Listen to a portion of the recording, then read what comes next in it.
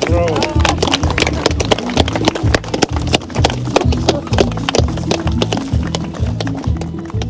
Талас иргесинде абдан чоң майрам болуп атат. Себеби перинатальный центрди канчадан бери биз күтүп жүргөнбүз. Мынакей Германия өлкөсүнө, ошондой эле Германия өнүктүрүү фонду аркылуу биздин Кыргызстанга чоң проект менен келип, биринчи Бишкек шаарындагы перинатальный центрди биздин президент Садыр Нуркожоевичтин катышуусу менен ачканбыз. Азыркы кезде Кыргызстанда муктаждык болуп аткан перинатальный центрга Кыргызстан боюнча келип атат. Бирок мындай перинатальный центр ар бир областта биз куралы дегенбиз. Экинчи мынакей ушул Германия өлкөсүнүн өнүктүрүү фондунун гранттык каржылоосу менен бүгүнкү күндө 63 койкалуу 2 кабат перинатальный центр курулуп атат. Алардын ичинде төрөт үйү, ошондой эле кабыл алуу бөлүмү, родильный үй. Ушул эле биздин родильный үйгө кошулма болот. Себеби баарыңыздар билип атасыздар, мына медиктер айтып кетейин, мурун 6 айлык, 7 айлык болуп төрөлүп, 800, 900 же 1 килограммга жетпей төрөлгөн биздин ымыркайлардын баардыгын ата-энелерибиз айтчу. Кудай сактаса сактайт, сактабаса жок деп. Кичинекей үшөкчөң салып койчу да. Күнүгө Кудайдан сурап турчу экен. Азыркы кезде 6 айлык, 7 айлык болуп 8 грамм, 9 грамм, 1 килограммга чейин жеткен ымыркайлардын баардыгын биз ушул перинатальный центрде искусственный вентиляция деп коет. Ошо менен кылып кайра биз ата-энелерге балдарын кайтып берип атабыз да. Бул абдан чоң жетишкендик. Себеби мурун ошол ымыркайлардын 6 айлык, 7 айлык болуп төрөлүп 1 килограммга жетпей калып төрөлгөн ымыркайлар 95-тен 99%-ке чейин каза болуп калышчу. Азыркы кезде биз андайларды мынакей мен как министр катары 4 жылдан бери статистикасын алып атам. 95%-тен биз сактап калып атабыз. Алардан чоң жетишкендик. Мен ойлойм, мынакей ушундай ымыркайлар Талас областында башка жактарда төрөлгөндөрдү күнү-түнү деле биздин санавиация менен перинатальный центрге жеткизип берип атышат. Ал эгер өзүбүздүн мынакей Талас өрөөнүндө перинатальный центр 1,5 жылдын ичинде курулуп, ичиндеги баардык оборудованиялар болсо, себеби перинатальный центр курулган менен ичиндеги оборудование болбосо, биз жанакы кичинекей ымыркайларды сактап кала албайбыз. Ошолордун баардыгын Германия өлкөсү, Германия өнүктүрүү банкынан каржылоо менен алып келип атат. Мынакей бул жердеги ушул перинатальный центрде мекерде 1 жылдан бери биз пландап кандай гана оборудование болот, кандай гана жайгашат деп бүт бар бүтүрүп мынакей бүгүнкү күнү ушул капсуланы курулуштун башталыш азыры башталып турат. Мен ойлойм, бул дагы чоң жетишкендик. Азыркы кезде Кыргызстан боюнча бардык жерде бар билип атасыздар, саламаттык сактоо жагына биздин президент Садыр Нуркожоевичтин көзөмөлү менен, өкмөттүн көзөмөлү менен 30 жылдан бери болбогон жетишкендиктер башталды. Менин астыма Садыр Нуркожоевич мындан тапшырма берди. 20 больницанын курулушун баштагыла деп. Азыркы күндө биз 11 больницаны баштадык. Өзүбүздүн Минздравтан берген акчасын эле баштадык да. Жакын арада мынакей Манас Молдобоштун колдоосу менен мен экинчи жолу 1 жыл болду келгениме. Ошол 1 жылдын ичинде көп жетишкендик Талас областында болду. Жакын арада билесиздер 4 ай 5 ай мурун биз Чолпонбайда ИСВны баштадык эле. балбалда, шекерде, абардуусу менен өткөрүп беребиз. Ошондой эле Таласта билебиз баардык больницалар отделение баардыгы ар кайсы жерде чачырандуу болгон. Медиктерге условия жок болуп атат. Бир жерден кардиолог, хирургдар чакырса, ошол барып консультация кылып жеткенге. Жакын арада Мурат Моголдовдун эмеси менен инициативасы менен областной больницанын ушундай эле болгон капсулалардын курулуш азиринде баштайбыз. Бир эле жерде чоң больница болуп, баардык Талас өрөөнүндөгү областной больница болот. Алымкадыр мырзага терең ыраазычылык билдирем Талас элинин атынан.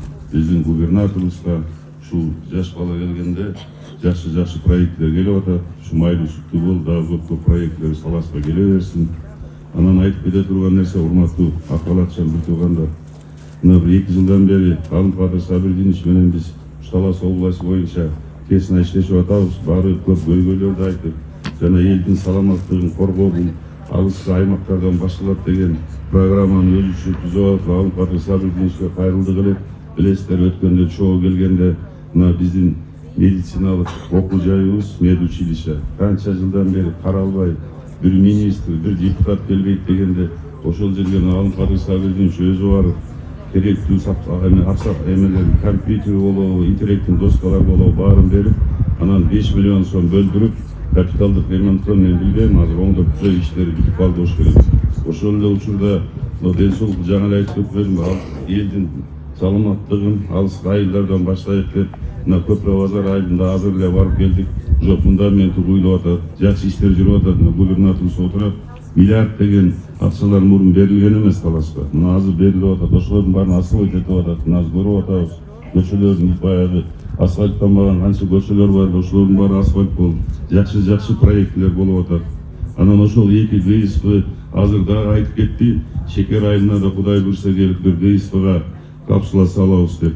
Ошолордун баары туура ушундай болуп, Алымкадыр Сабирдиновичтин өзү карап, көзөмөлүн алып, чынында эле мен Талас элинин атынан ушу министрге ыраазычылык билдирип коем. Бул кошомат эмес, ушундай оперативный иштеп атканына, ушундай биз өз көзүбүз менен көрүп атканыбыз үчүн тез аранын ичинде мына Чолпонбайда ГСПнын башталганына ашып кетсе 1,5 ай болду болуш керек. Мына Ассак болотто бар. Балбалда ГСПнын башталганына тоже экөө бир башталган. Азыр барып ачсак болот. Азыр мына Шекердегини жаңы жылга чейин бүтүрүп берем деп атат. Азыр мына Көпүрө базар барганда эл суранды.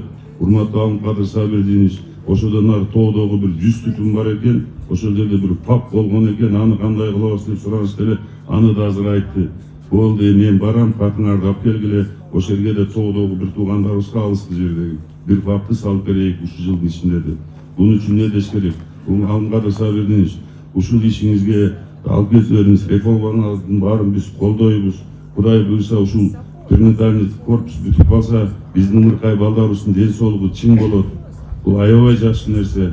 Ушуну биздин урматтуу губернаторубуз берде башында карап, жаңы бизде Германиянын өкүлү айтып кетти. Калган иштердин баарын жергиликтүү бийлик, министерство кылат деп. Ушунун баарын мен ойлойм, Эрмат мырза өзүңүз көмөк алып, тез аранын ичинде ушул бүтүп калса, Кудай буйрса элибиз үчүн аябай жакшы болот деп ойлойм.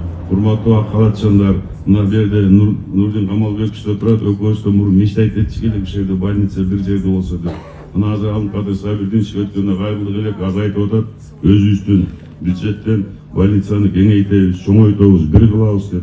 Бул да болсо биздин медиктер үчүн аябай жакшы. Бир Талас областной больницанын бир буручу, Кобойдо болсо экинчи буручу, ал Ленина көчөсүндө, мен муну берди иштеп кеткен киши катары айтып атам. Ушулардын баарын бир жерге кылса, бул элибиз үчүн аябай жеңил болот.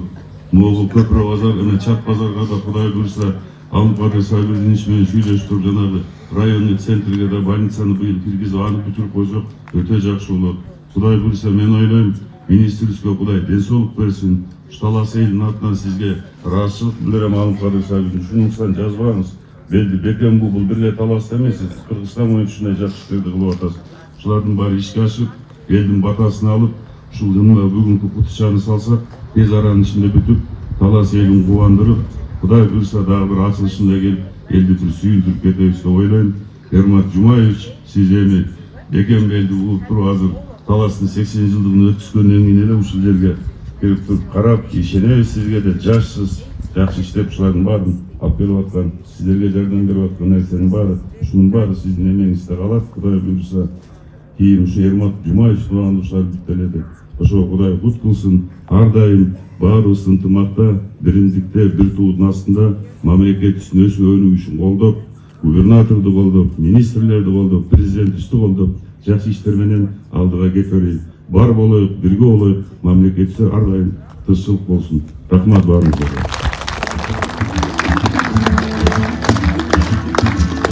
Урматтуу доктор Андрей Шнайдер, урматтуу Марат Молдонович, урматтуу Алымкадыр Сабирдинович, бардыңыздарды бүгүнкү тарыхый иш-чаранын жүрүшүндө жолукканыма кубанычтамын. Мен ойлойм, бүгүнкү күн ушул биздин өрөөндүн тарыхында алтын тамгалар менен жазылып калат. Себеби бул перинаталдык борбор бизге абдан баягы аба суудай керек десем жаңылышпайт болушум керек.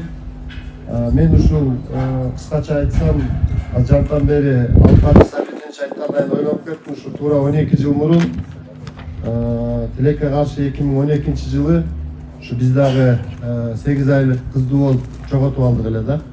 Анан мен ойлойм, ошол перинаталдык борборлор жок болуп, ошол жерде медицинанын тийиштүү деңгээлде баягы медициналык жардам көргөзүлбөй калгандан улам ушундай көрүнүштөр көп болот Кыргызстан боюнча. Анан силер чоң бир тарыхый иш кылып атасыздар. Сиздерге ушул Талас элинин атынан, жеке өзүмдүн атыман ыраазычылык билгизем. Ушул перинаталдык борбордун курулушуна салым кошкон ар бир адам бул чоң жакшы сооптуу иштер жасап атат деп эсептейм. Андан сырткары мына Марат Молдонович жана эле атап өттүңүз. Урматтуу министрибиз Алымкадыр Сабирдиновичтин биздин өрөөн үчүн кылып аткан иштери эбегейсиз. Сизге дагы ыраазычылык билгизебиз. Чоң ушул биздин саламаттык сактоо элге жакшы кызмат кылышына жакшынакай шарттар түзүп берип атасыздар. Анан эми урматтуу доктор Андрей Шнайдер, сизге жана Германия өлкөсүнө ушул перинаталдык борборду ушул биздин өрөөнүбүзгө салып берип атканыңарга ыраазычылык билгизебиз.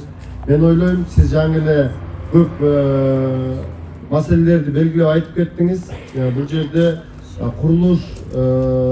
курулуштун жүрүшүндө анын сапатын эмне керек болсо баардык жагынан биз өкүлчүлүк тарабынан жардам бергенге даярбыз жана жардам беребиз Кудай буйрса. Мен жаңы карап отуруп ушул тендерди Нахстрой деген компания уткан экен. Бул жерде өкүлдөрү турат менимче. Ушу силерге ийгилик каалайм. Өзүңөрдүн атыңарга, затыңар жарашканда нак болуп, жакшынакай ушул борборду сапаттуу кылып, өз мөөнөтүндө салып беришиңерге мен тилектешмин. Баарыңарга ишиңерге ийгилик каалайм. Урматтуу биздин ак халатчан периштелер десем да жаңылышпайм. Бирдеме адам жаны кейгенде эле силерге чуркайбыз. Негизи ковидтагы бир сыйра далилдеди сиздердин ордуңуздарды. Азыр Алымкадыр Сабирдинович айтып кетти, ушул 70 000, 90 000ге чейин айлыктар жеткизип берем деп. Кудай кааласа ошонун баары ишке ашып, буюрса 90 000ден айлык алып калышыңарга мен тилектешмин. Баарыңарды дагы бир жолу чын жүрөктөн куттуктайм. Анан уруксат болсо кичине белектерибиз бар эле тапшырып коелу. Чоң рахмат.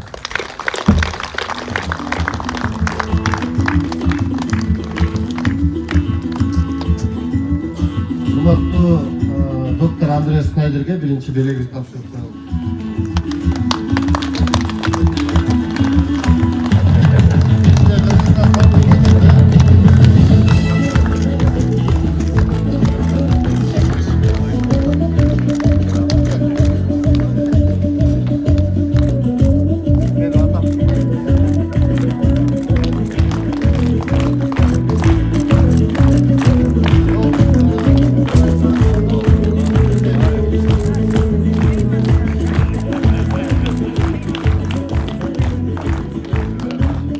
Алымкадыр Сабирдинович, сизге да белегибизди тартабыз.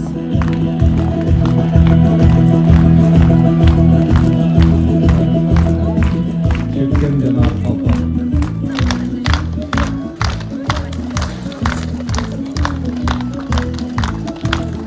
Чындык Айтматовдун чыгармасы. Сыйлыктарыңыздар кут болсун дагы бир жолу. Марат Молдонович, сиз биздин кишибиз, сиз таарынбайсыз,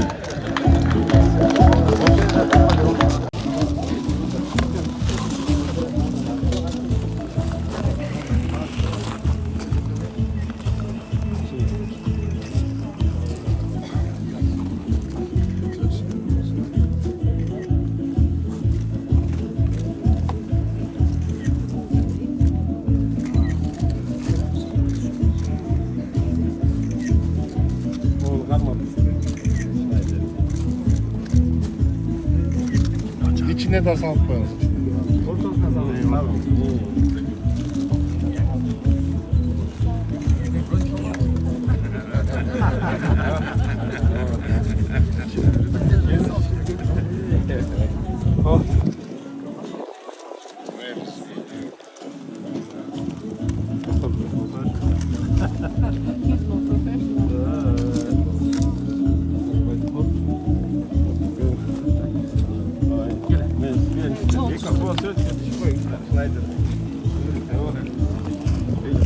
Uzaklara koyalım. Kaçma. Uzaklar koy. Direk 3. Kartavuz. Sonra.